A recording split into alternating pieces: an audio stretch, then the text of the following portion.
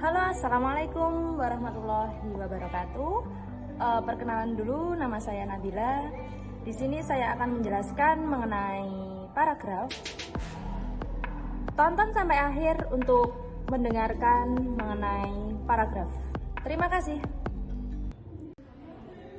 Lanjut teman-teman. Sebelumnya saya ingin bertanya kepada kalian. Apakah kalian tahu apa itu paragraf?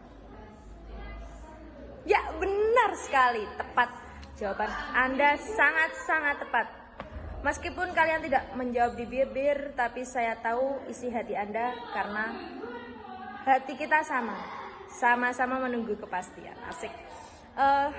Di sini saya akan menjelaskan paragraf. Sebelum kita mengenal paragraf, pasti kita akan mengenal apa itu kata, kalimat, dan paragraf. Kalau kata itu aku, itu kata. Kalau kalimat aku cinta, itu kalimat. Soalnya kalimat itu adalah sekumpulan kata, minimal ada 2 kata dan mempunyai subjek dan objek, itu sudah dikatakan dengan kalimat gitu. Kalau aku cinta kamu, itu sudah unsur lengkap pada kalimat. Lanjut ke paragraf. Apa itu paragraf? Baik, paragraf tentunya adalah kumpulan kalimat yang berisi gagasan dan kesatuan pikiran yang mengungkapkan ide. Baik, lanjut lagi ya. Suasananya sedikit berisik tapi nggak apa-apa. Yang penting kalian fokus pada suara saya. Di sini saya akan menjelaskan mengenai bagian-bagian dari paragraf tadi, yaitu yang pertama ada kalimat utama. Tentu itu ya, itu sangat penting dalam sebuah paragraf. Karena kalimat utama itu adalah ide pokok dalam sebuah paragraf. Jadi kalimat utama itu sebagai topik untuk membahas apa yang akan dibahas dari sebuah paragraf tersebut. Kemudian ada kalimat penjelas. Kalimat penjelas itu fungsinya untuk menjelaskan dari kalimat utama. Selanjutnya ada jenis-jenis paragraf. Yang pertama ada deduktif, induktif, dan campuran. Kalian tentu sangat sering mendengar deduktif. Deduktif itu apa? Deduktif adalah paragraf yang kalimatnya terletak di awal. Di awal paragraf itu deduktif. Kalimat utama terletak di awal paragraf itu deduktif. Ingat-ingat ya teman-teman. Kemudian ada induktif. Induktif itu kalimat utamanya berada di akhir paragraf. Kemudian ada campuran. Oh ya, ada interaktif. Oh, ya, benar, ada interaktif. Itu kalimat utamanya ada di tengah paragraf itu.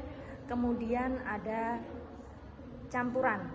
Berarti bisa jadi kalimat utamanya ada di awal dan di akhir paragraf. Begitu. Itu adalah jenis-jenis paragraf. Lanjut ke ciri-ciri paragraf teman-teman. Maaf videonya dipotong-potong karena ada situasi yang mencengkamkan tadi. Ciri-ciri paragraf yang pertama itu setiap paragraf mengandung makna. Jelas, setiap paragraf mengandung makna. Pesan pikiran, ide pokok pikiran atau ide pokok yang relevan dengan ide pokok keseluruhan karangan tersebut. Kemudian paragraf umumnya dibangun oleh sejumlah kalimat. Itu pasti. Jika hanya ada satu kalimat belum dikatakan dengan paragraf. Tapi paragraf itu mengandung sejumlah kalimat. Jadi ada beberapa kalimat dan tentu ada ide pokoknya atau kalimat utama yang saya jelaskan tadi. Kemudian paragraf adalah satu kesatuan ekspresi pikiran. Karena dengan paragraf tersebut, kita sebagai penulis menuangkan semua ide-ide pokok yang ada di pikiran kita sesuai dengan kreativitas kita untuk membuat sebuah paragraf tersebut. Jika tadi jenis-jenis paragraf sesuai dengan bentuknya, sekarang jenis-jenis paragraf yang dibedakan sesuai dengan isinya. Yaitu yang pertama ada paragraf eksposisi. Apa itu paragraf eksposisi? Paragraf yang bertujuan menerangkan suatu pokok persoalan yang memperluas wawasan pembaca. Kemudian yang kedua ada paragraf deskriptif, adalah paragraf yang menggambarkan, deskriptif menggambarkan suatu keadaan atau peristiwa sehingga pembaca seolah-olah melihat, mendengarkan dan merasakan serta mengalami peristiwa tersebut. Itu deskriptif karena dia menggambarkan. Kemudian ada paragraf persuasi, adalah paragraf yang isinya dapat mempengaruhi persuasi. Itu mempengaruhi atau membujuk pembaca untuk tertarik dengan gagasan atau ajakan yang dibuat oleh penulis.